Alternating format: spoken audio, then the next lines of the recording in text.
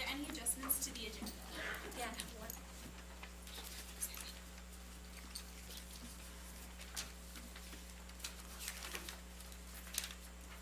Under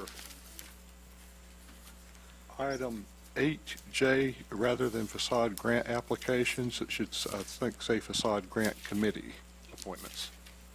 Say that again? It should be facade grant committee appointments. Under item J of council.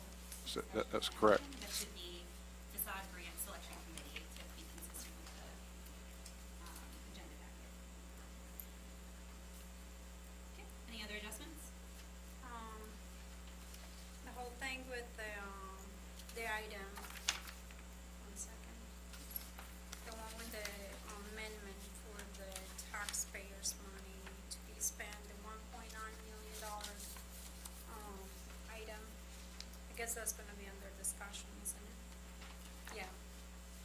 Amendment 2, there is no, motion today that we're making for anything regarding the money, right? The $1.9 million. That's that correct. we're- That's correct. It would take a public hearing, and council wouldn't have to vote. All right, so that's good. Never mind then. Okay. Any other adjustments to the agenda? Public hearing for that amount, 1.9 million? Yes, but it would require a public hearing. Yes. Okay, if there's no. I define one. So it came to my attention today by speaking with someone regarding the Franklin request, a conditional and request for rezoning request.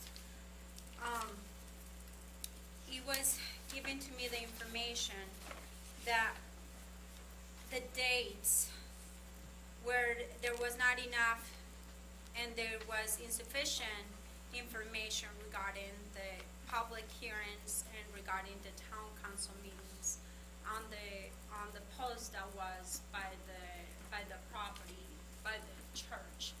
I want to find out, Randy, were the days corrected after, from what I heard from the pastor at Victory Restoration Church, they were saying that there was a planning commission meeting that was canceled, is that correct? And rescheduled, and then there was, from what I heard on the paperwork, it said that we had posted September 3rd for public hearing for planning commission, and the 24th, if I'm not wrong, it was for town council. But those are obviously incorrect, because right now we're having that, we had the public hearing back 2 weeks ago, and then we're actually having, town council meeting tonight to discuss this. Were those corrected on the signs? I'd have to check with planning in regards to what was posted on the signs. So from my understanding, from what I had spoken with him, he had said that there was not enough time frame and there was no information change on the post. What's the agenda adjustment that you'd like to make?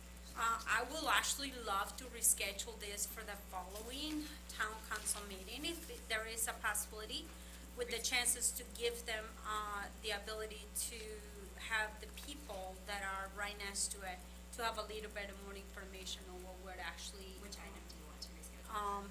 D, any under discussion and action by mayor and council. Are you making a motion to that? I make a motion to change this for the next town council meeting.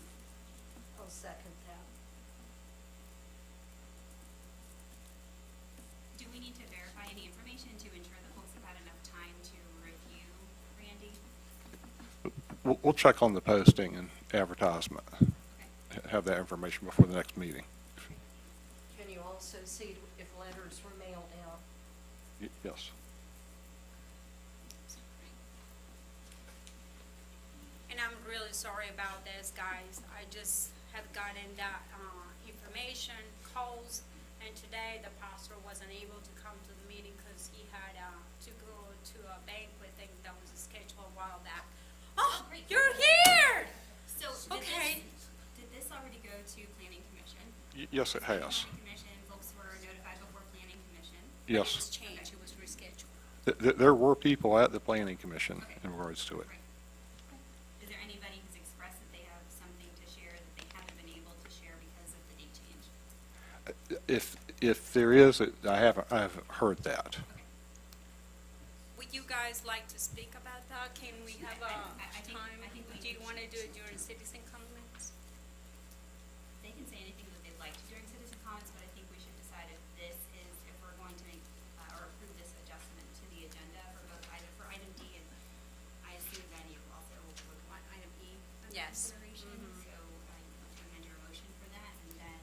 I we would can vote like as to well. move the items D and E for the next town council meeting under discussion and action by mayor and council. Councilman Bishop, If there's some confusion. Councilwoman Bowman, Councilwoman Hicks, Aye. Councilwoman Hockett. No. Yeah, you sure? Okay. Councilman Wilson, Nay. All right, that motion carries. We will move items D and E to the next town council meeting.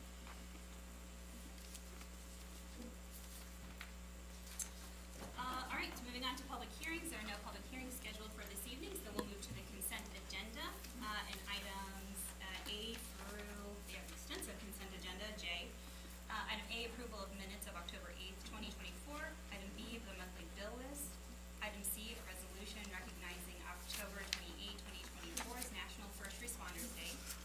Item D, a contract amendment number 2 with CHA Consulting Incorporated for the renewal of water, sewer, and wastewater treatment term services in excess of $100,000, not to exceed $500,000 per task order, and not to exceed $2.5 million per annual contract term per Virginia Public Procurement Act. Item E, contract amendment number 2 with Hazen and Sawyer for the renewal of water, sewer, and wastewater treatment term services in excess of $100,000, not to exceed $500,000 per task order, and not to exceed $2.5 million per annual contract term per Virginia Public Procurement Act. And then these next three, I'm just gonna read and not be redundant, but these are for the same terms. Contract amendment number 2 with Hurt and Profit for the renewal of the water, sewer, and wastewater. Contract amendment number 2 with McGill Associates PA for that renewal. And contract amendment number 2 with Whitman, Ricard and Associates LLP for that same renewal. Item I, contract amendment number 3 with CHA Consulting Incorporated for additional professional services work for the Arrowhead Sanitary Sewer Rehabilitation and Replacement Project in the amount of $186,000. And lastly, item J, set town council public hearing for December 10, 2024 for a conditional use permit request by Valley Classical School Incorporated, property owner and applicant, to allow a private building to consist of a school on property located at 100 West Main Street, approximately 1.676 acre, total tax parcels 527-A-66 and 68, parcel IDs 070462 and 015853 in the B2 Central Business District. This property is designated as downtown mixed use on the future land use map of the 2013 Christiansburg Comprehensive Plan. Motion to approve. Second. Motion and second. Councilman Bishop, Aye. Councilwoman Bowman, Aye. Councilwoman Hicks, Aye. Councilman Wilson, Aye. Okay, that is approved. We'll move to item 5, introductions and presentations. Our first presentation is from Todd Klingenpeel, Accreditation Center Manager for Virginia Law Enforcement Professional Standards Commission, to present the Police Department's reaccreditation certificate. Thank you very much. Thank you all for having me this evening. My name is Todd Klingenpeel. I am the Program Manager for the Virginia Law Enforcement Professional Standards Commission. I'm here on behalf of Terrence Cole, the Secretary of the Commonwealth of Virginia. This evening, we're here to present an award to Chief Ramsey and his staff regarding their reaccreditation with the Virginia Law Enforcement Professional Standards Commission. His staff that worked really hard along with all members of the agency is Lieutenant Chris Height, he's right here, as well as Lieutenant Tim Brown and Donna Akers. You know, there's some of the things that came out as a part of this. We sent a team between June 9th and June 12th, 2024 of trained assessors to take a look at all aspects of your police department. And when we say all aspects, we looked at the administration, we looked at operations, we looked at training, and we looked at personnel. And they looked at 192 standards and over 570 bullets. and your police department came out with exceptional rating with their accreditation. So this evening, you know, there are some of the things that I wanted to talk about as a part of that. I talked to the team leader on the way up here, and we had a phone conversation. And I said, tell me a little bit about your report and what you said in your report regarding the Christiansburg Police Department. They said that the leadership within this agency is committed to professionalism. It said the agency is committed to service. The agency is committed to accreditation. This is their 7th award, and that means a lot. And I think Sheriff Ward will get into that a little bit more later. But also they said it was a positive atmosphere throughout the agency. It was a collaborative attitude by all staff members. And their main goal was service to the citizens of Christiansburg. The assessors did a ride-along with Sergeant Queen, and some of the things that they said about Sergeant Queen I had to bring out in part of this meeting. They said he had the highest level of professionalism, and what he strived to do each and every day was be a constant support and guidance to his peers, because he was an officer that had a lot of tenure with the agency, and he wanted to make sure that all the younger folks within the agency were brought up in the right way. They said that everyone that they spoke with, interviewed, rode along with, were dedicated to the mission and the goals of the police department.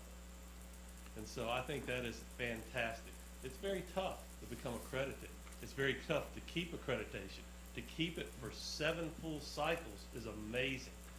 So this evening we have with us Sheriff Ward from Botetourt County. He is one of our 12 commissioners that oversees this program, and I'm going to introduce him and bring him up to the podium for the rest of this presentation. Thank you. Honorable members of the council, I appreciate you having me here tonight. I want to echo Director Klingenpill's comments. This is a testament to the Chief Ramsey's commitment to accountability and professionalism in the service of this community. I believe it's, as you said, it's the seventh accreditation. So this is one of the longest tenured departments in the Commonwealth of Virginia. So this is quite an accomplishment. This is quite an achievement. And on behalf of the Biloxi Commission, Chief, congratulations on your award, sir.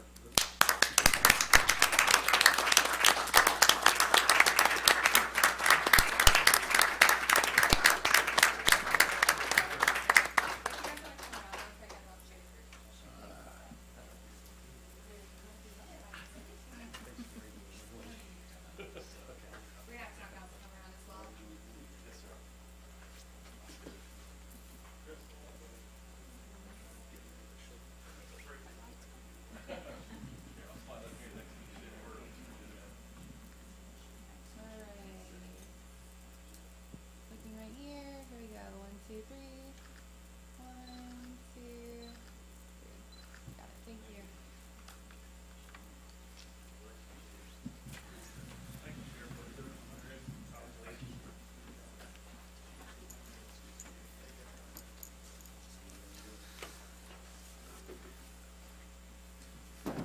I promise I'll be very brief. I just want to thank the director and the sheriff for coming up and presenting this to us. It is a strong achievement, and I owe it all to the staff. Chris and Donna and Tim do the lion's share of the work on accreditation. Chris and Donna now, and Tim did it for years before that. Their commitment to excellence and their commitment to serving the citizens is how we've stayed accredited for 24 years. Everybody in the agency puts forth their best effort every single day with the goal, as they said, towards professionalism and serving the community. And I just really appreciate the recognition for the staff. We appreciate everything you do. I think it's exceptional that we achieved reaccreditation even after a change in our chief. And so, well done. Congratulations to you and to the team for your hard work and for some great accreditation. Thank you, ma'am. And it truly does all go to them. How long does it typically take for the process to get accredited? I'm going to relinquish this to Director Klingenpill because he is the program manager. Thank you. We kind of just approve, as one of the 12 commissioners in the Commonwealth, we approve the accreditation based on the report. It's they do 4 one-year terms is what they do within a cycle. The cycle runs every 4 years, and they have to prove all 192 standards and 570 bullets each term 4 times in a 4-year cycle, basically. And so what they do, and if they miss anything, there's things like inspections, audits, things of that nature, as well as if they do a DUI or an arrest of a fugitive, all these different things, is documentation has to be made in a certain way that's in compliance with case law, the Code of Virginia, Virginia's legislative rules and regulations, and Virginia administrative law. So it's a tremendous amount of work and a tremendous amount of actually paperwork and taking care of everything and keeping it all in line. That's why Lieutenant Height here, when he's an accreditation manager, plus he has many other jobs as everyone else does, everyone within the agency has to participate, and it's a tremendous amount of work and compliance that goes into it. So it's not like you just show up and give it to them. Oh, no, Thank ma'am. you so much for doing all that. No, ma'am, they That's awesome. do a file or a folder for each 192 standard, and they have to have a separate section for each bullet where they have to show their policy on that matter, as well as what they do to comply with that. It's within the laws and codes and federal law, state law, administrative codes, and DCJS regulations. All right, well, thank you so much Yes. for coming this way, and thank you for giving the award to our police officers. Absolutely. Anything else? Thank you all very much for having me. for your service. All right, so next item on our agenda is the presentation from Finance Director and Treasurer Valerie Tweedy to present regarding fiscal year 2024-25 budget amendment number 2. You have in your packet the cover memo and the detailed line items of the draft of Budget Amendment 2. As usual, most of this is related to rolling over the capital projects, what didn't get expended that falls back into unassigned, and reassigning all of those to the projects in the upcoming year. There are a few other small line items in there for additional engineering costs on a couple of projects, and the addition of a couple of emergency repairs that we had at the Aquatic Center, and also the rec center for repair of the roofing. Most of the rest of it is pretty much roll over, rearrange, and move forward, with the exception of the 1.9 that is in there for property acquisition. And, you know, that was kind of put in there prior to knowing exactly where we were gonna end up, so that number can be adjusted accordingly, as needed for where we're at on that subject. And the fund balance with this amendment will be sitting right around, our target's 35%. I've kind of been real conservative on the estimate of the final fund balance. I'll have that final number this week. So before it goes to actual public hearing, I'll have that final number, and it looks like we'll have another $1 million that we'll be able to assign to capital project reserves, going into next year. So, Thank you. any other questions? Yeah, so we're already putting in there the $1.9 million, which includes $1.6 million for the purchase of the land for public works of Siemens, the 14 acres. And then there is also the bathroom, potential purchase for the Alcorn's bathroom condos on Hickok Street. There is no way to move that one item under the, I guess, the, resolution to be moved to another resolution. It has to be funding with all the other ones. You can always split the amendment up and do 2 amendments, but it's just more paperwork. Yeah, but I think it's a lot more, especially if, like, for town council members, we want to vote for something separately. Well, my recommendation would be that we go ahead and publish it as a public hearing for all of the items that are within this amendment. And then when you're ready to vote on the amendment, if you want to change it and split it into two different resolutions, then that can be easily done. I would love to see it separately, especially, and that's just for all town council members too, and Randy. Because nothing has really been discussed about, bathrooms, farmers market downtown, and all these other items that there's still a lot of talks into this, and is that the real direction that town council wants to move forward with? So putting it as a part of the budget amendment does not obligate funds.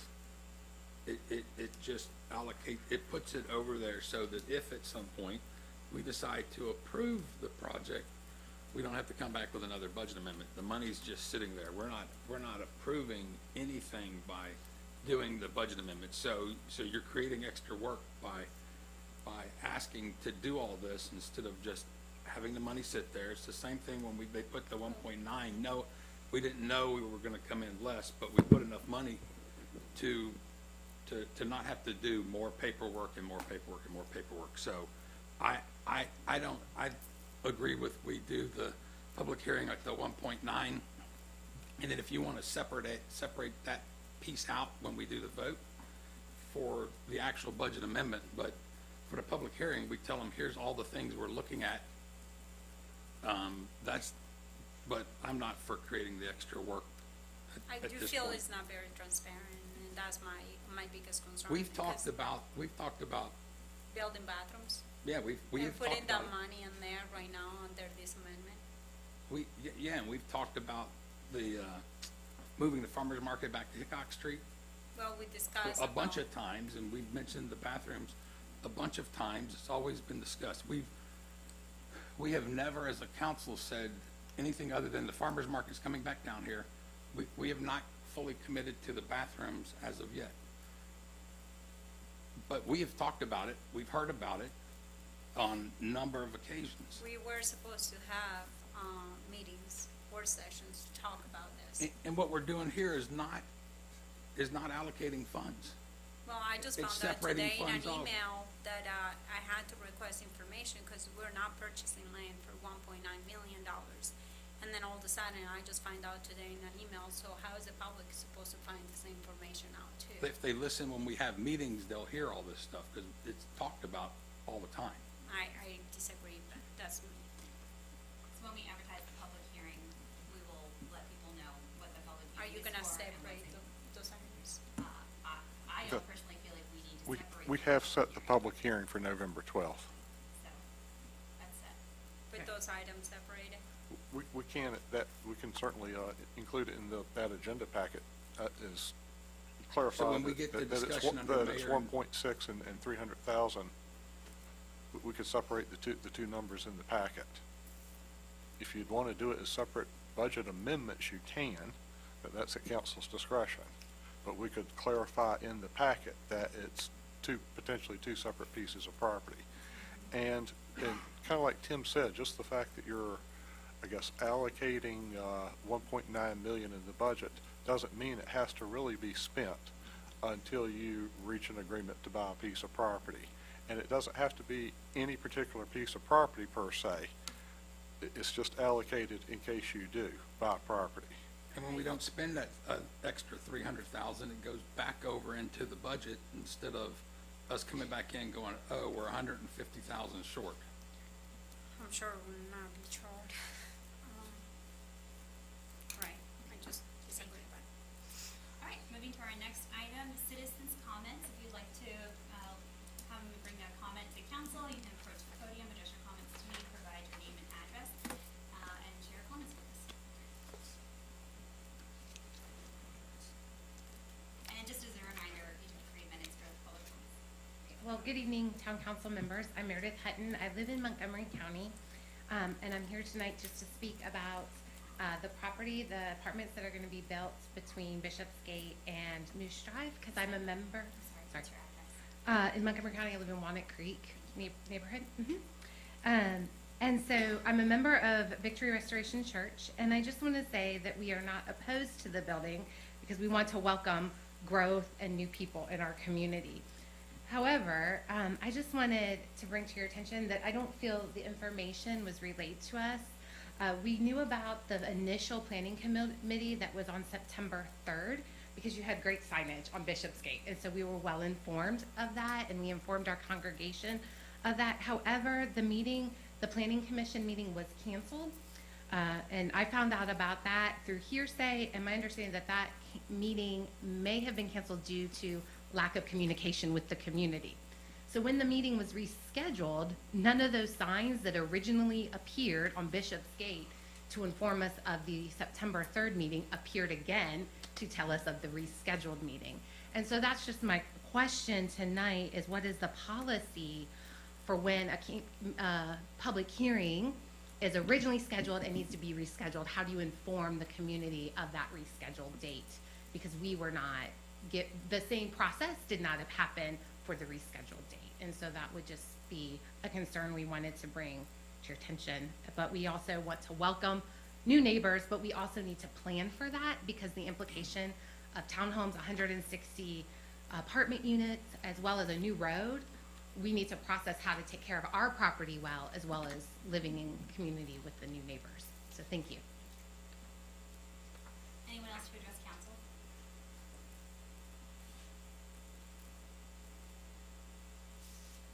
Good evening, council members. My name is Jamie Hutton. I am senior pastor of Victory Restoration Church, and I also live with my wife at Walnut Creek as a member of Montgomery County, a resident of Montgomery County.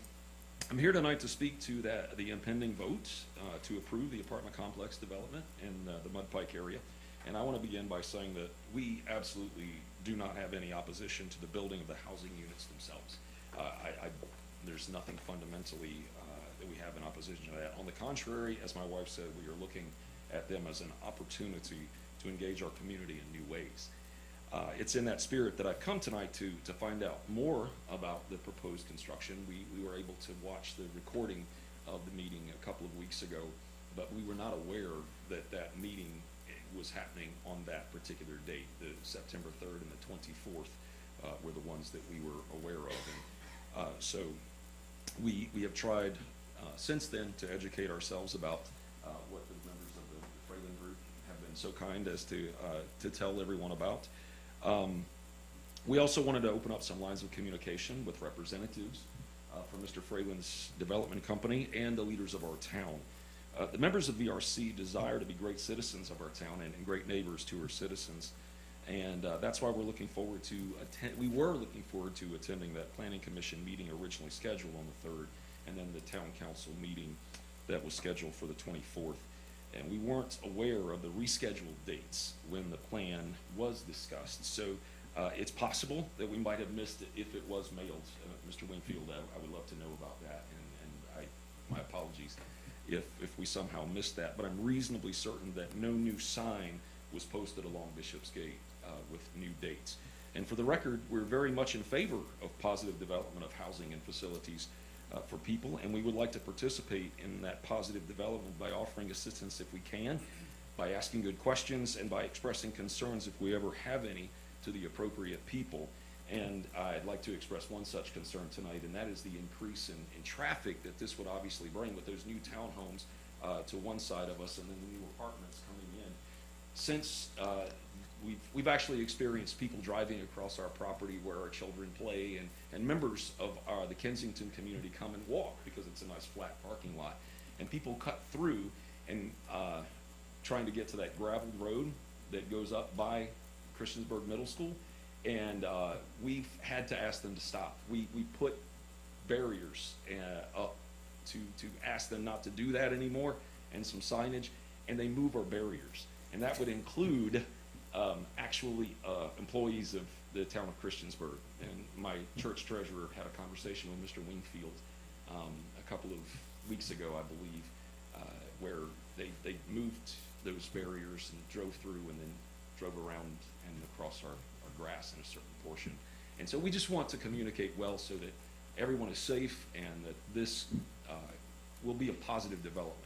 And we want to be good neighbors. So that's what I have come to say tonight, and have no opposition to anything whatsoever. I'm glad the chance to meet you and speak with you before you leave. So I'm grateful for that. Thank you.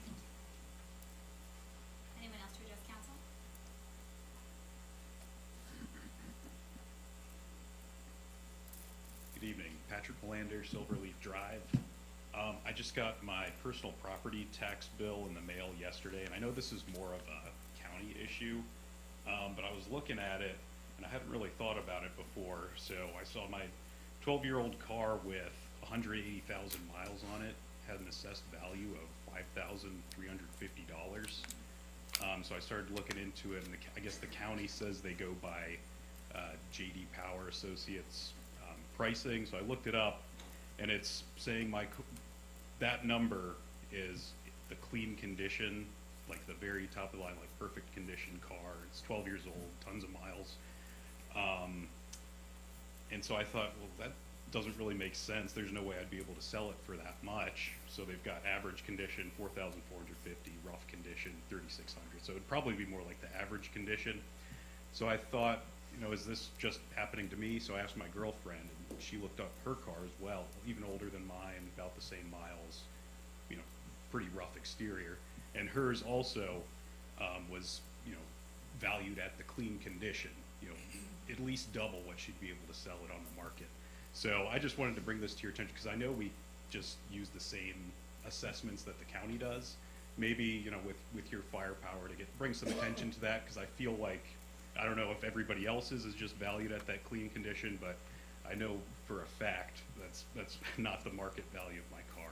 And I know there's ways to get reassessments, and I think even like tax deductions for high mileage, but yeah, it's a lot of, you know, extra red tape that I didn't know about. I'm sure most citizens don't even know about. So just wanted to bring that to your attention. And then just one other point, I think later on you're going to talk about the Virginia Municipal League, like the top legislative issues that the town's going to support. And I read through them, and you know, I agree with most of that stuff, trying to ask, you know, the state and federal government to kind of, you know, leave things to us. But I feel like, you know, we got to be careful. There's a conflict of interest there, because we get a lot of grants, especially from the federal government, lots of millions of dollars in infrastructure projects, you know, a lot of things they don't really have the authority to do. But where I want to get us, you know, more autonomy, we got to kind of have a balance there. And so just want to think about, you know, how best we can maybe even help push the state to get the federal government out of the state and out of our, you know, local municipal. So that's all I have to say tonight. Appreciate it. Anyone else to address council? All right, if there's no one else, we'll move on to the next portion of the meeting, committee reports. Are there any committees to report? If I can just say one thing, I guess, in regards to the assessment, we do rely on the county assessment for vehicles, and we strictly rely on that. And I do have, I guess, a note from Retta Jackson that they sent the certified letters and that they had run the advertisements in the paper. So, for the Fralin rezoning.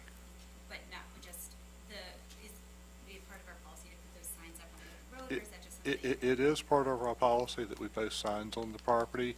We probably posted it on, I'm assuming, on Buffalo Drive, but it's He's asking you.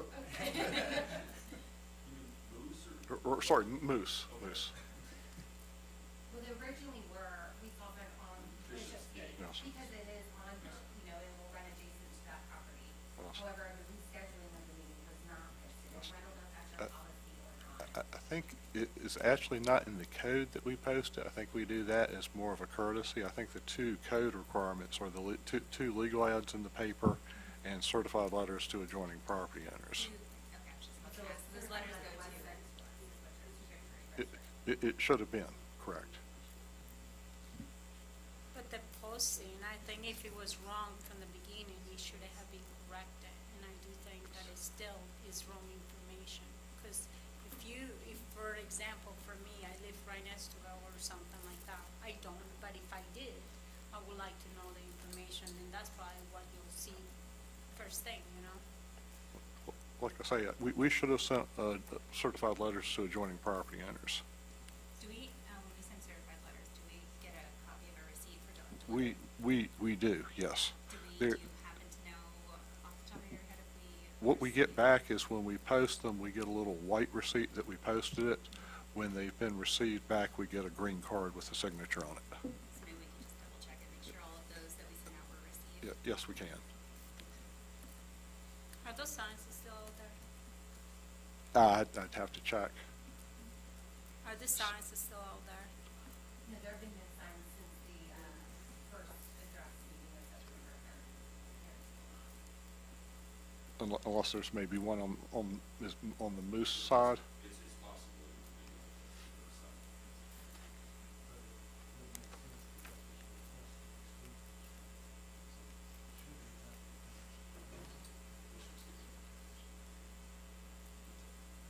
Thanks, Ray. Okay, we're gonna move down to discussion and action by mayor and council, and item A, appointment of Joe Mohammed, am I saying that correctly? Deemed? I apologize. He's here, actually. The appointment of Joe to the New River Valley Airport Board of Directors, in, replacement of Ernie Wade's position. Is he here? He is here. Replace, or, I'm sorry, let you. He's here, just let you know. So I understand you are willing to take, this board appointment, and, Mr. Wade has decided he's ready to leave that board, and so, you're interested in stepping into that role on the board? Yeah, first of all, thanks for having me here tonight. And, Mr. Wingfield approached me about this and we discussed it. I discussed it with the, board member that's vacating that position, and yes, I would, very much like to serve in this role. Motion to approve. Second. Motion and a second. Any other discussion by council? Thank you for wanting to do that. My pleasure. Councilman Bishop, Councilwoman Bowman, Councilwoman Hicks, Aye. Councilman Wilson, Aye. Motion is approved. Thank you very much. We appreciate your time and commitment to serving on the board. And thank you for being here tonight as well. Yes. Sorry, Move to item B, one thing. appointment of Retta Jackson to the board, I'm sorry. I might have interrupted committee reports earlier. Oh, Let's see, sorry. yes, thank you. Are there, before we move on, I'm so sorry, we'll back us up. Are there any other committee reports? There is the one with, can you remind me, can you remind us what the meeting is and when the meeting is gonna be? Is next week on? Yes, next Wednesday, which is the 30th. The 30th, that's for central business. It will be presented, and that'll be the first meeting. For the facade grant. Okay. Thank you. Any other committee reports? I'll just point out, there's a sustainability committee meeting Friday at 10, and there's an emergency services committee meeting the 28th at 5:30. All right, sorry for skipping over committee reports. It's my first time here. All right, we'll go to item B, appointment of Retta Jackson to the Board of Directors for the New River Housing Fund Oversight Board for a term ending June 30, 2025. I'll make a motion to approve. Second. We have a motion and a second. Any discussion? I think you would be a great fit for that. All right, Councilman Bishop, Councilwoman Bowman, Councilwoman Hicks, Aye.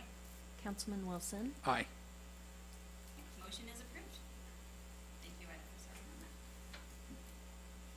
All right, we'll move to item C, street vacation request by Derek R. Lancaster for the vacation of 2 existing strips of land dedicated as a public street right-of-way and located south off Radford Street, tax parcels 525-A-31A and 46, parcel IDs 033305 and 031506. The public hearing was held on October 8, 2024. Motion to approve. Second. Any discussion? One thing, I just point out that this should be contingent on them vacating their interior lot line on the right-hand side. That they own both parcels, so. Thank you. Councilman Bishop, Councilwoman Bowman, Councilwoman Hicks, Aye. Councilman Wilson, Aye. Motion is approved. All right, we're gonna jump us down to, item F, confirmation of declaration of emergency for Hurricane Helene. Motion to approve. Second. Any discussion? This will just allow us to get some money from the government for the public works and It, all this stuff. it makes us eligible for reimbursement. It doesn't mean we're gonna necessarily get the money, and it could be years later that we get the money. Yeah, but it makes us eligible to receive funding. Thank you for making that declaration. And I will say that I feel like this, situation has been another, you know, a good example of why it's important for us as council to work on some of those courses that the Emergency Services Committee has recommended, so that we understand those processes and the declaration processes and our roles in emergency management. Alright. Any other comments? Councilman Bishop? Councilwoman Bowman? Councilwoman Hicks? Aye. Councilman Wilson? Aye. Motion is approved. Alright, item G, the Blacksburg Transit contract. Do you have some background information? This is basically our annual contract with Blacksburg Transit for service in town. We contribute operational funds, and we also contribute to a capital fund. Basically $30,000 for the capital, and the operational strictly for the operation of the service. Motion to approve. Second. Motion and seconds. Any comments or discussion? What was the amount that we pay for this a year? I know you were mentioning some numbers, but. $645,513 for operations and $30,000 for capital. Yes. So people know that we pay a lot of money in transit. Thank you. Any other discussion? Councilman Bishop? Councilwoman Bowman? Councilwoman Hicks? Aye. Councilman Wilson? Aye. Alright, that motion is approved. Move to item H, resolution setting forth the Town of Christiansburg 2025 legislative positions. Motion to approve, but will you pull it up also? Is there a second? Second. And I believe this list, okay, well, no, this list was in everyone's packet. Right. That, Mr. is pulling up for us. And this is consistent with the legislative positions discussed at BML earlier this month. Correct. Although I'll highlight a few I think are more applicable to us. We're open to discussion right now, right? Yes. Okay. I personally feel like I went to VML, I went through a lot of their classes and everything that we did, just last week. And I feel like even though I support a lot of the items here, there are some things that are very questionable for me to even trying to say that I want to, the town to kind of proceed with that. I personally feel like there are some things that I would like the state to continue to handle instead of us just try to, tax increases and things like that. They put a lot of limits on those things, and I do think that sometimes those limits can actually be beneficial for us. Because of all the items and things that I saw with the legislative positions on many of these items, because each of those things it was spoken about a little bit during the VML meetings. I feel like I do not want to support it right now. Is there any item that you want to speak to? There were so many. I had notes for this, but I just feel like I'd rather send it in an email because there's just a lot that I learned from it as far as like those items. But I do feel like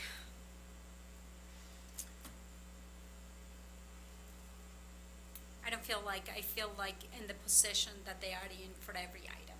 There is some special things about even police, which I don't think is on the resolution, but as far as how they think about some of the items, with gun control and things like that, and some of the other items about spending taxpayers' money. Is gun control part of the, No. It's not, but, those were part of the discussions that we had over there, but, as far as the tax thing, hold on.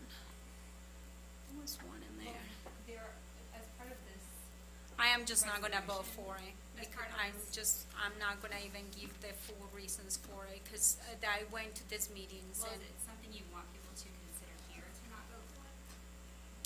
I somebody think it would like was the us- tax thing. I think one of the special things that they were talking about, Well, there are oppositions and there's support and opposition in each of these items. So some of these items are opposing certain things. and I some of these don't, items are supporting after certain going things. to those meetings and stuff, which you were, signed up to go to, and Team Wilson was too, and I don't know for what reasons you guys didn't go to, but taxpayers were to spend on that. I don't feel like I have an answer really right now to tell you. I just know that I don't want to go for it because I don't feel like a lot of how I feel about the town acting towards some of those items is something I want to approve myself for voting for. Right. Any other comments or discussion on any of the positions? Does everyone have a chance to read the ML priorities and positions document? I did. Yes. They're not part of the.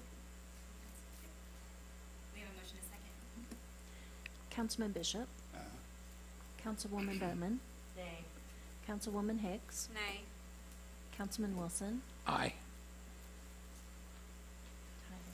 I'll cast the deciding vote, and I vote aye in support.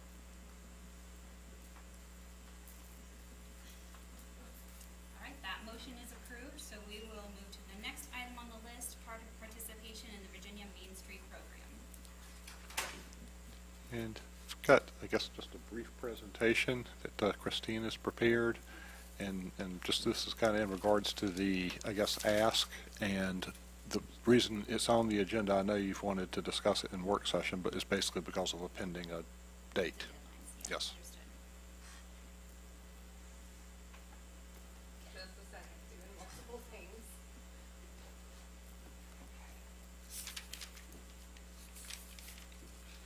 All right, so, I know that DCI had come before council previously, to share some information earlier this year on our status, and desire of DCI to move into the Mobilizing Main Street program, which is the second tier of a three-tiered approach.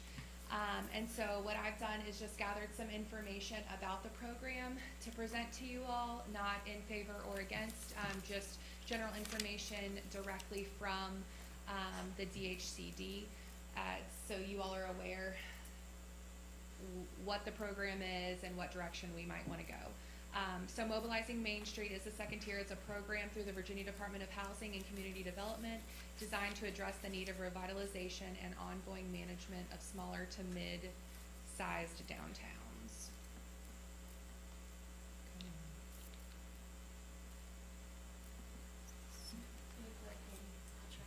Just the right arrow. Would be great, right arrow. Yep.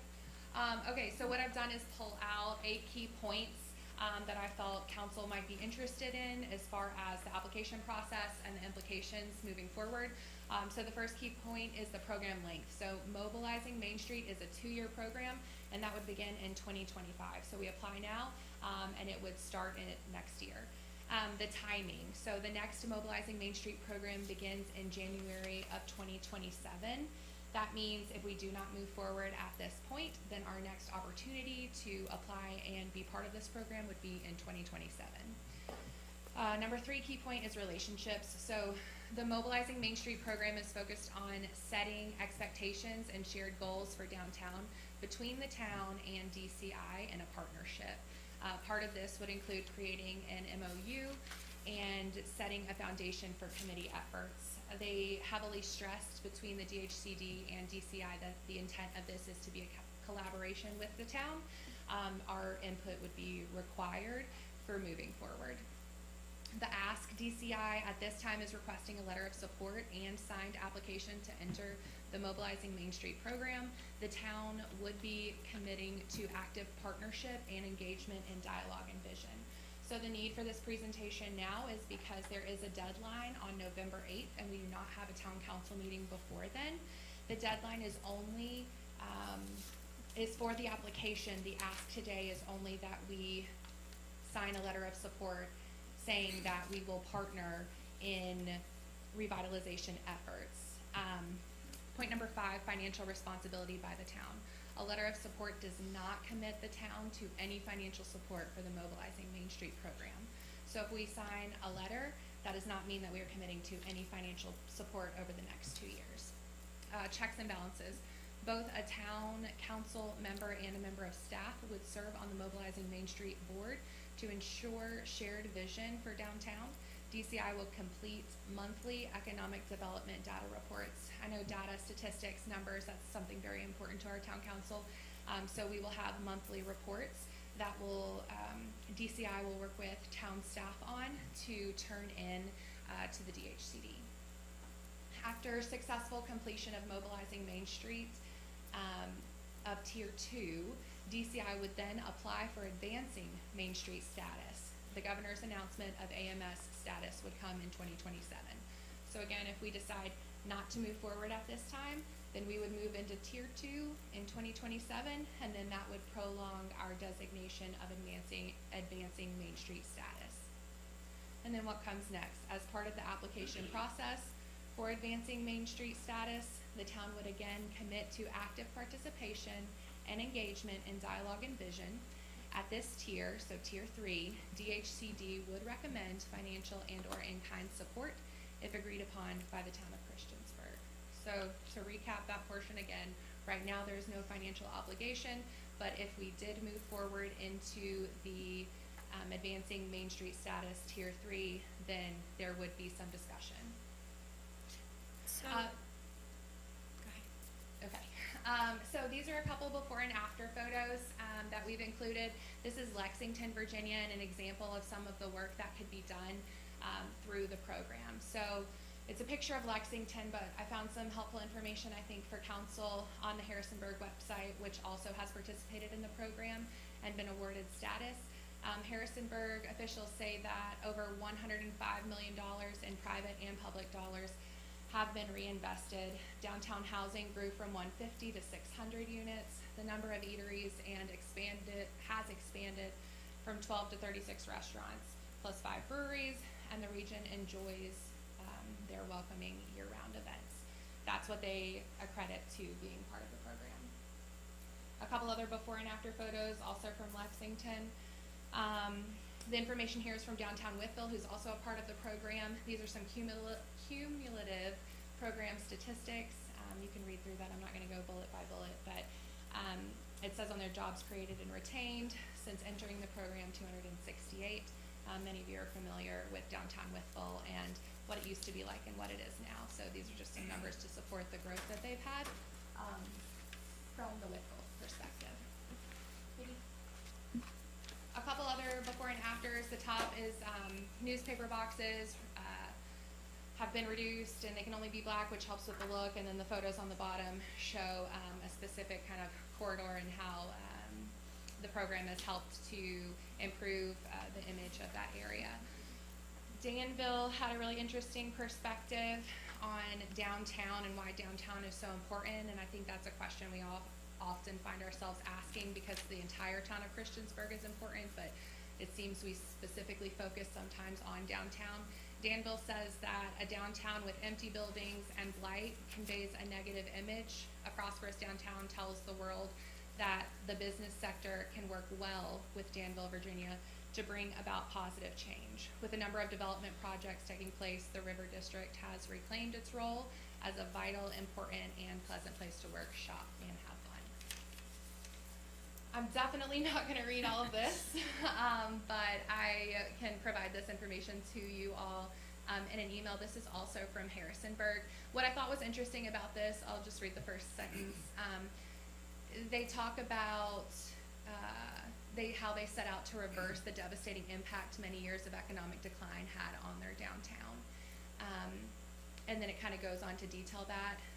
And then they get into how we did it and how they've been successful. And they speak to the Main Street approach and why that was so beneficial. So I wanted to gather some opinions from other localities so that we had that perspective to see if this was a good fit for Christiansburg. So again, just to reiterate, the ask from DCI is a letter of support. Supporting DCI in this process means a commitment from the town to continue supporting downtown revitalization. We're actually already doing that, so a letter of support would just be confirming what we're already doing. And some examples of how we're doing that, we're approving town-sanctioned events by DCI, by other organizations.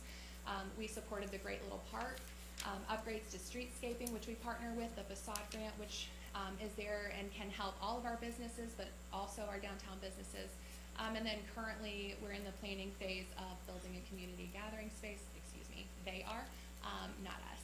So this is an example of a potential letter of support, which I can also send you all, or Randy can send you all later, which just says, yes, we are committed to having a vibrant downtown. And then this is the last phase because we want to be completely transparent with all of our information. Although there is no financial responsibility right now for the next 2 years for the tier that DCI is requesting to enter, in the future there would be a conversation surrounding financial support from the town. So a few key requirements for receiving Advancing Main Street status. They would ask for a letter of support, they would ask for some sort of financial contribution, and they would ask for there to be an executive director in place. So in 2026, DCI would ask for those things. The letter would include a 3-year minimum commitment, so not forever, but 3 years minimum of support from the town to continue engaging in active participation. Also included would be a DHCD request for funding support to ensure that the program is stable. So the way that it was explained to me when I reached out to the DHCD is that if we're gonna bring a program in, we don't just wanna give it a push and see what it does. We wanna make sure that it's able to thrive and be a stable support system for our downtown. And one way to do that is to make sure that our local government, but not just our local government, our community, our business community are also supporting that. This could look like fiscal support. They would encourage that, but it can also be in-kind support. So maybe we provide an office space for the executive director that they would be hiring. Financial support wouldn't just come from the town. It would also come from local corporations, independent businesses, individuals, fee-based programs that DCI creates with the help of the Main Street program, registrations, etc. So by the end of 2027, if we achieved Advancing Main Street status, VMS would hope to see a full-time executive director dedicated to continuing the revitalization of downtown. Pros and cons, a lot of information. I'm happy to answer any questions if I can. So first of all, I'd like to get into discussion. I want to make the motion that we provide the letter of support for the initial phase of the Main Street program. The one that does not require financial obligation at this time. Correct. That's the motion I'm making, is that we provide that letter of support for the initial 2-year phase. Discussion? Yes. Do we have a map of the downtown? I know you had a map for the geofencing, if I'm correct? But do you have the downtown map now? Because I know Ellie Travis said that the Cambria wouldn't actually be a part of it. Is that correct?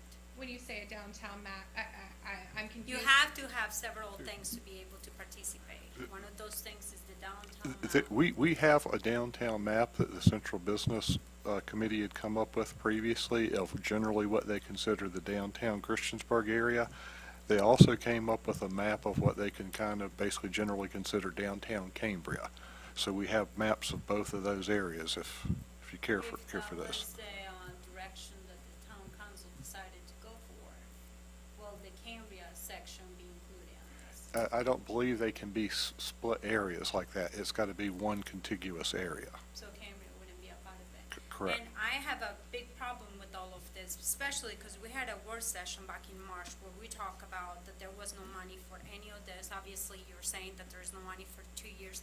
But there is also exploration under this program. You don't have to ever pay any money into it if you didn't want to, and you still get the ability to have small grants. One of the things that I heard from, even I think it was Valerie that mentioned that one of the issues with this will be recurring payments every year of $150,000 is what we estimated, I think, wasn't it? For this position of director and everything else? If you're talking, and obviously it depends on salary, but let's say you have a salary of $60,000, we have generally a multiplier of 40% if it's a town employee, and then you would need things like a phone, an office, a computer. You wouldn't necessarily need some of those things, a desk. You wouldn't necessarily need those things every year, but you would need, things like paper, office supply, general office supplies. So, a hundred some thousand a year, yes, I think that's, probably a good number. Just for our downtown and not including even Cambria. Now, another one of those issues that I have, like I said to you, is a recurring payment. And once you start paying for something, it's very, very hard to get rid of those possessions. As you can tell, look at the tourism thing. I am not for wasting money, obviously, and just to get some grants. So you're not for revitalizing downtown? I am for revitalizing. I buy buildings downtown and I rehabilitate them myself. But there's no motion for us to but spend I- any money right now on the. There's not any. But I'm Motion, just, right, can I what finish? your- what- I just wanna make sure that we're sticking to what our motion is about and what's on the agenda. And what's not on the agenda is a cost, and the motion is not about a cost. Correct. So I'm just curious, are there thoughts about us supporting this? But I the think next you're 2 saying years. that within the next 2 years, we're gonna be asked for. It So will come that- back, it will come back to council after, when they move to the next tier, then it will come back to council and says that they've been approved for the next tier, which means they've accomplished all of these things that got them there. At that point, we decide whether or not we want to, one, provide another letter of support, two, provide a, executive director, and then at what level of financial contribution. And the contribution can be in kind, it could be an office space. We could solicit, financial contributions from business directors, business leaders, or whatever in the downtown area. It's not that we're gonna pay for the position 100%, but that's 2 years down the road at the bare minimum, because it takes that long for them to evaluate this first tier before we get there. All we're saying is that we agree to help DCI get into the first tier of the program, and that we, as a government, are gonna provide, a member from council to work with DCI on their committees, and potentially a member of the town staff to be a part of those committees to help get the Virginia Main Street program up and running, to make it where it is profitable, where we've seen how these other towns have made it something of a benefit. We're not asking for any money whatsoever. At this time, it'll be 2027 before we ever would even consider asking for money, and that's only if the DCI has moved to that next tier in the Main Street program. That is correct. And Councilwoman Hicks, in response to the concern about the upcoming financial conversation, if we decided as a council that we wanted to move forward with tier 2, and then we are unhappy, we don't see the value, we aren't interested in funding to enter into tier 3, there is no requirement for us to do so. This is simply for tier 2. When right now, Yes, ma'am. Sorry, go ahead. is that, what you're asking for is the Explore Main Street right now, right? Because I know that, when I read the guidelines under the Main Street thing, there was the no time period, the Explore Main Street, which opens up to small grants, and that one doesn't require much of, it actually doesn't require any money from anybody, and there's actually not even the audits required, which I understand It is not. DCI will have to require to have a full-time employee for this, wouldn't they? It is, well, for one, I would just like to say I'm not asking. I'm just presenting information for you all to decide. I don't, that's your all's decision. But this is for mobilizing Main Street, which is the second tier. As far as the requirements of DCI to fulfill that, they have assured us that they are able to fulfill and work with the town as they try to do for tier 2 mobilizing Main Street. Should we decide to move forward into the third tier, then a different conversation would be had. So, we're in tier 1 actively now and have Correct. been for how long? I'm not sure, I'd have to check on that. It's a short period of time. When did we enter into that? It's been within the last 12 months. I don't know exact date. I but actually think it's longer, because I went to their meetings up in Richmond. Yeah, but I don't think we're officially in. There's a Have difference we? between the meetings. I think we have, because we were part of it. Central Business. We're officially in exploring, officially. Yeah. Have we received any of the community vitality grants, these financial feasibility grants, any project-making grants, facade grants, entrepreneur support programs, or development consultant service grants, environmental design consultant services? Have we made application for any of those? I'm not sure if DCI has. They are the ones who are in the initial phase of it. I'm not aware of their back end and things that they've done. I don't know if they've received grants to help with Great Little Park or the other work that Yeah, they've because done. this sort of reminds me of the tourism, you know, in that it looks like we have some tools here that haven't been utilized, that we're wanting to move There- to the next step there- when we have it to full. There was a grant associated with the Great Little Park. I believe it was $3,000. Don't quote me, but I believe that's the amount. The ARC. Yeah, Can you, unfortunately, can you look that up and provide that? Sure. Does it currently cost us anything to be in this phase? it does not cost us, from a town perspective, I believe, anything to be in this phase. It's really DCI who has taken on the initial work to try and support our downtown, and enter into this program. And now is when, the collaboration really begins. So the goal of this 2-year Mobilizing Main Street is for DCI to sit down with the town and town stakeholders, to create a shared vision, and more about making plans and relationships. And then in tier 3, to my understanding, is more about the execution of those things. As far as I mentioned, as far as what DCI has done to this point, or what they've taken advantage of, that would be a DCI question. Ellie wanted to be here. Unfortunately, she was at a conference. And then the push, as I mentioned before, for this is because they need the letter by November 8th, as I believe they mentioned I earlier feel in like this is March. so I believe pushed. it would have been a great time for her to be here to speak for DCI. I think she had wanted to be here, and we had, she had mentioned it earlier, in March when she came before council and presented that the November 8th was a deadline.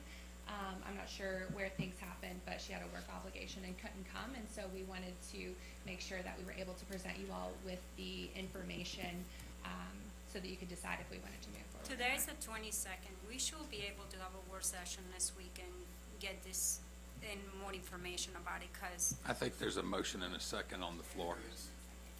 I see this personally as very low risk. It doesn't cost us anything, it hasn't costed us anything, but it does say that we will commit to having a town staff person and a town council member actively involved in those plannings and procedures and processes, which, to my understanding now, there is a separation. It's solely DCI by themselves volunteering to assess improvements for downtown. And so I think moving to the second tier gives us a voice, gives them guidance and direction. It costs us nothing. This is extremely low risk. If we benefit nothing at all from this, then we have paid nothing at all. So we are volunteering some council member time, and then there will be a little bit of staff time. I think that's the majority of our commitment. Additionally, if we are interested in, submitting the letter of support and going ahead and approving that, I'm happy to reach out to DCI. I know it's after the fact, but if we do feel that it's low risk and potential reward, I'm happy to get that information and send it to you all so that we have it, even if after the fact. But you know, when I went to this conference and stuff in the past with them, just what Kim was saying, there's like a whole bunch of lists of grants that you can get from them at the level we're in. And so I just will say continue to explore it and see what we can get with that. And because right now I just feel like I feel like I'm pushing to this. Are there And concerns I shouldn't. could ask for you? Well, for- there's a lot of information that I really don't, there is a lot of, you have to comply with the audits required by DCI and everything else. The town will have to do some kind, I was looking at all their guidelines and everything for even that tier.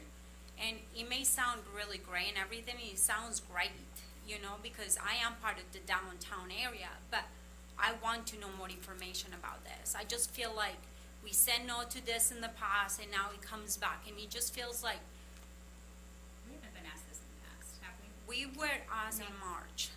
We were asked about tier 2. No, we weren't asked about it at all. I We think there were, was we a- were briefed on it, but we weren't asked about it. And we But haven't- I feel we like haven't- I was, and right now we are feeling Well- like we're asked, We and actually said no when we were making the budget. To and tier we could two. not afford it. no, To to the not, position. to Yeah, to not. the position, but not to Yeah, tier to 2. the position. Right, so this isn't about hiring a position, right? Correct. Our motion is for a letter of support, no monetary support, no financial support or impacts. We do have a motion and a second. Is there any other closing discussion? Councilman Bishop, Councilwoman Bowman, Nay. Councilwoman Hicks, I'm saying. Councilman Wilson, Aye.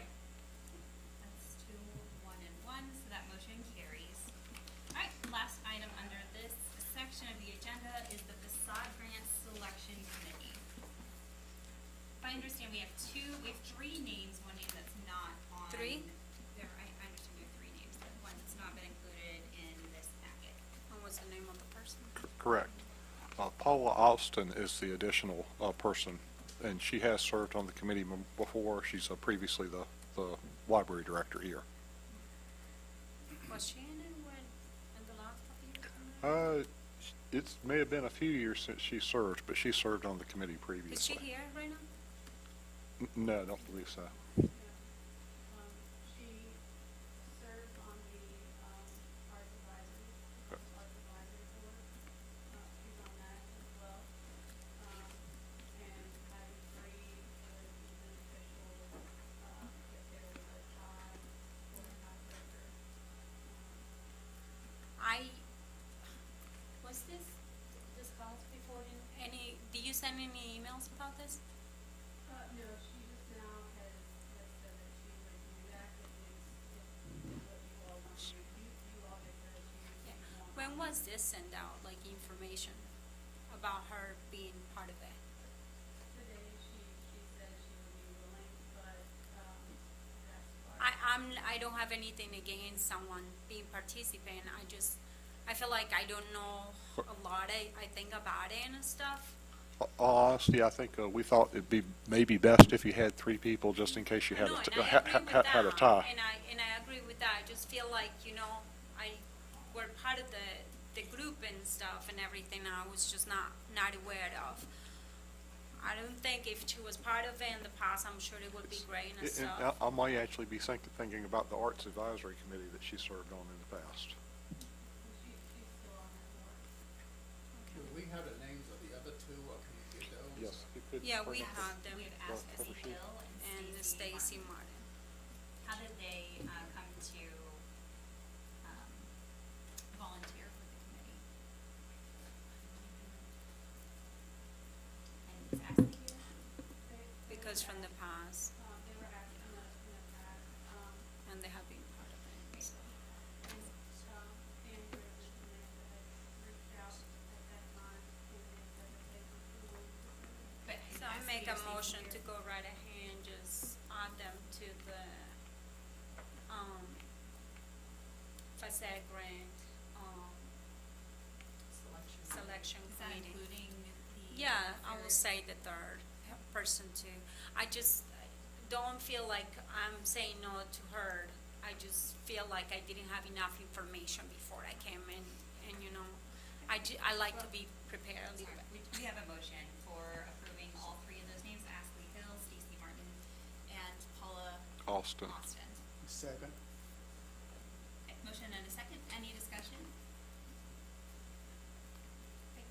Councilman Bishop, Councilwoman Bowman, Aye. Councilwoman Hicks, Aye. Councilman Wilson, Aye. That's 4 no. That is approved. All right, I'll move us down to staff reports, and we will begin with the town manager's reports.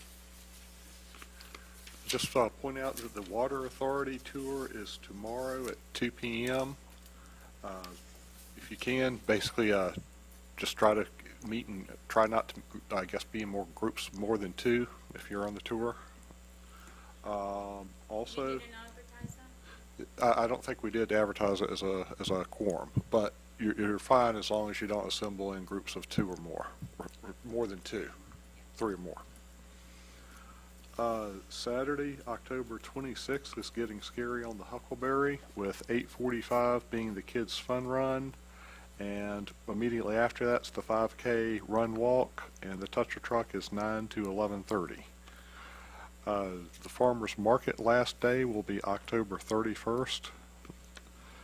October 31st will also be our town hall Halloween event, where we're giving out candy and have children come through. That's 3 to 5, and the downtown trick-or-treating is 5 to 7. Town Hall will be closed November 5th, Tuesday, for Election Day, as well as Monday, November 11th for Veterans Day. And the Veterans Parade will be that day at 10:30. Also, I'll mention that we've hired a small business solutions manager. His name is Miles Campbell. He'll be coming to us from Floyd County right now, is where he's employed. And he'll be starting November 7th. Will he be coming to town council to introduce himself? Yes, we'll have him here at some point. Town attorney? Any other staff to report, council? All right, council reports. I'll start with, Councilman Bishop. No reports. Councilwoman Hicks? Just a couple of things. There is a legal notice out already, right, Randy, for the town, for the new public works facility off of, what is the address again? Remind me. Simmons Road. Yeah, Simmons Road. And so if somebody wants to speak about this, start,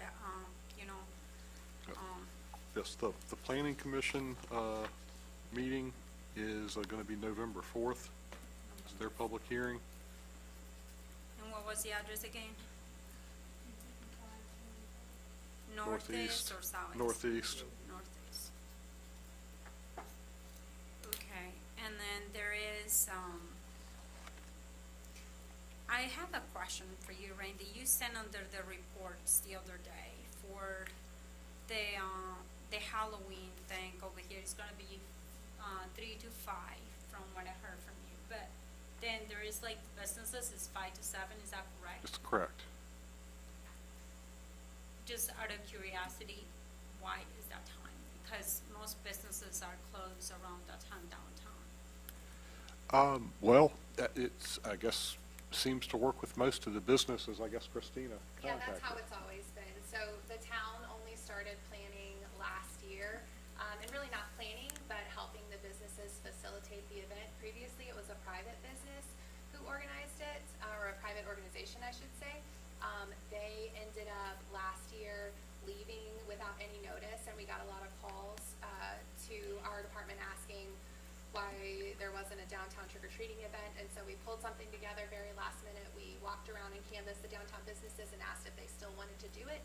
They said yes. We asked if they still wanted to continue at the time, and they all said yes. So we just are continuing what's always been done. But I was part of that last year with my older business, and I don't remember being late in the day. I remember being around the same time of town council, of the town hall, so. It was the same time last year as it's been for the past several years. So it was from 5 to 7? That's correct. Do you think that, because there is so many lawyers' offices and other offices downtown, do you think that that's something that maybe you can work out with them and stuff to maybe make it around the same time that they come to town hall? We've reached out to all of the downtown businesses on the list that we had previously created from our small business solutions manager. And we have some law offices who are staying later. I can't think of it off the top of my head. But yeah, we have businesses who are not open during that time that are staying after to get people in the doors. Okay. If that's your question.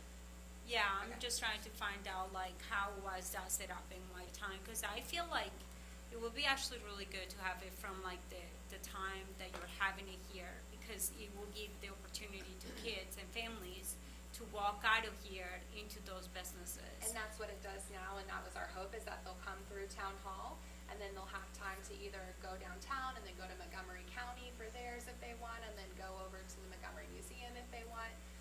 But specifically, our hope is that they will come through town hall and then go straight downtown. But if you have younger ones that you don't wanna take downtown because it's cold, then you can come in from the 3 to 4 hour and then just go straight home and have a safe place indoors. But if you wanna go downtown, then you can come 4 to 5 and then just walk downtown and head straight into the downtown trick or treating. Thank you. Councilman Newsom? Nothing.